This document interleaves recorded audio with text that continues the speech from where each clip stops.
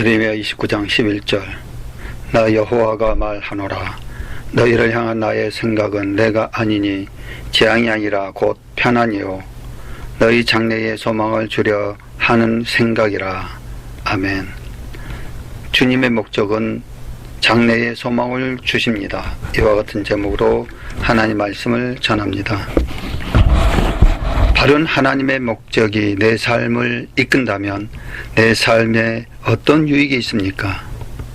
인간은 하나님과 함께 삶의 의미를 갖고 살도록 만들어졌습니다. 그래서 하나님의 목적에 따라 사는 것이 진정한 삶의 의미와 원동력입니다. 첫 번째, 하나님의 목적을 아는 것은 삶의 의미를 부여해 줍니다. 삶의 의미가 없으면 그 어떤 것도 찾을 수 없습니다. 삶의 의미가 진정으로 무엇이 되려고 하는 줄 모르기 때문에 실패자임이 틀림없습니다. 그래서 우리는 무엇인가 되려고 발버둥치고 있습니다. 그렇기 때문에 사람들은 점성학이라 심령 술사와 사주와 아니면 관상, 부적, 철학 같은 모호한 방법들을 통해서라도 삶의 의미를 찾으려고 합니다. 오직 내가 할 줄 아는 것은 대충 살아가는 것뿐입니다. 가장 큰 비극은 죽음이 아니라 목적 없는 삶입니다. 성경에도 많은 사람들이 이러한 절망감을 말씀했습니다. 욥기서의 말씀 보면 나의 날은 배틀의 북보다 빠르니 소망이 없이 보내는구나. 소망이 없이 보내는구나. 내가 생명을 싫어하고 항상 살기를 원치 아니하노니 나를 놓으소서. 내 날은 헛것이니다. 내 날은 헛것이니다. 이와 같이 말씀하고 있습니다. 목적이 없는 삶은 의미도 소망도 없습니다. 의미가 없다면 삶의 중요함이나 소망도 없습니다. 소망이 없는 삶, 생명을 싫어하는 삶, 그것은 헛것이라고 주님은 말씀합니다. 인생이 삶의 역경을 극복해 나가기 위해서 하나님의 목적 안에서 소망이 필요합니다. 아멘.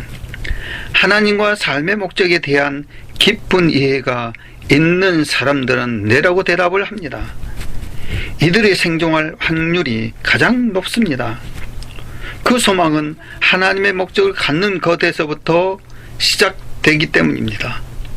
지금 불가능한 상황에 직면했다면 느끼고 있습니까? 다시 말씀드리면 지금 불가능한 상황에 직면했다고 느끼고 있습니까?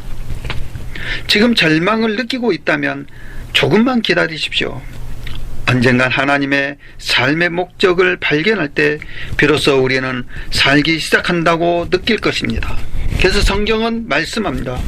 에베소서 3장의 말씀을 보면 우리 가운데 역사하시는 능력대로 우리의 온갖 구하는 것이나 생각하는 것에 더 넘치도록 능히 하실 이에게 아멘. 이와 같이 말씀하고 있습니다. 우리의 삶에 하나님이 없다면 삶에는 어떤 목적도 있을 수 없습니다. 우리가 하나님의 목적을 따라 살면 절망을 이길 소망이 있습니다. 소망은 우리의 삶의 공기와 물만큼 중요합니다. 삶의 의미가 있다면 인간은 거의 모든 것을 견딜 수 있습니다. 우리에게 하나님의 목적이 있기에 오늘을 살아갈 이유가 있는 것입니다. 이 얼마나 기쁜 일입니까? 성경 이사야 말씀 보면은 그러나 나는 말하기를 내가 헛되이 수고하였으며 무익히 공연히 내 힘을 다하였도다. 정령이 나의 신원이 여호와께 있고 나의 신원이 여호와께 있고 나의 보응이 나의 하나님께 있느니라. 아멘. 하나님의 목적을 아는 것은 삶의 의미를 부여해주는 주님만을 의지하고 섬기시는 하나님의 자녀가 되시기를 축원합니다. 아멘. 두 번째로 하나님의 목적을 알면 우리의 삶은 단순해집니다. 우리가 사람들이 원하는 모든 것이 다 해주는 것은 불가능합니다. 명확한 하나님의 목적이 없으면 우리는 왜 그렇게 결정을 내렸는지, 어떻게 시간을 투자하고 자원을 활용할 것인지에 대한 근거를 잃게 됩니다. 그저 상황과 압력, 그리고 그 순간 우리의 기분에 따라 결정을 내릴 것뿐입니다. 하나님의 목적을 알지 못하는 사람들은 너무 많은 것을 하려고 하기 때문입니다. 이 때문에 스트레스와 피로, 그리고 관계에 있어서 갈등을 겪게 됩니다. 우리에게는 하나님의 뜻만을 행할 시간이 주어졌기 때문에 사람들이 원하는 모든 것을 할 수가 없습니다. 하나님의 목적은 삶의 더 단순한 삶의 방식과 분별 있는 계획을 갖게 합니다. 그래서 잠언서 13장 말씀 보면 스스로 부한 채 하여도 아무것도 없는 자가 있고 스스로 가난한 채 하여도 재물이 많은 자가 있느니라. 아멘. 왜냐하면 그것은 우리가 무엇을 해야 하고 무엇을 하지 말아야 할지를 명확하게 말씀해 주시기 때문입니다. 우리의 목적은 꼭 필요한 활동과 그렇지 않는 것들을 평가하는 기준이 됩니다.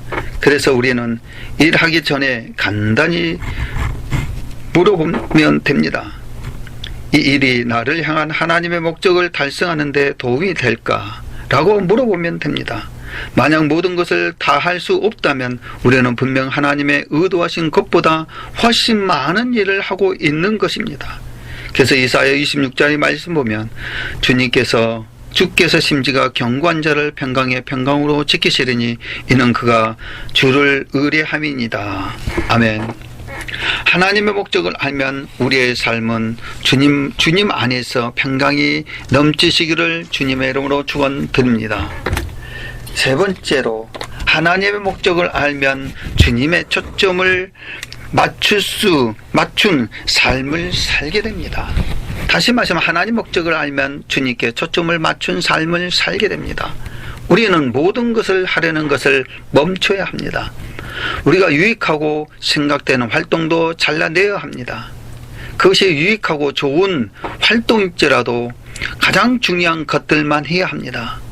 활동과 생산성을 혼돈하지 말고 무엇 때문에 목적 없이 바쁘게 살고 있습니까? 빌립보서의 말씀 보면 그러므로 누구든지 우리 온전히 이룬 자들은 이렇게 생각할지니 만일 무슨 일에 너희가 달리 생각하면 하나님이 이것도 너희에게 나타내시리라. 아멘. 우리는 삶의 영향력을 갖길 원한다면 삶의 초점을 하나님께 맞춰야 합니다. 초점을 하나님께 맞추는 삶은 힘있게 만듭니다.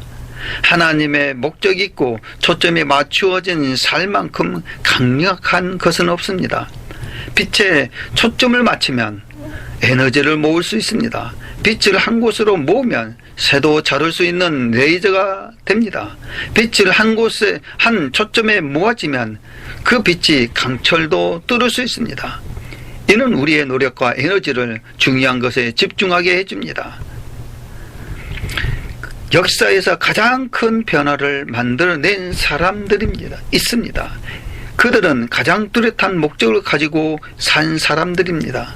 성령의 능력을 힘입어 하나님의 목적의 삶을 살 때에 하나님의 선한 뜻을 능력 있게 감당할 수 있습니다. 성경의 사도 바울은 하나님의 목적으로 로마 제국에 주님의 말씀을 전파했습니다. 바울의 삶의 비밀은 주님께 초점이 맞추어진 삶이었습니다. 사도 바울의 삶은 모든 에너지를 이 한 가지에 집중시키고 있었습니다. 즉 과거를 잊고 미래를 기대했습니다.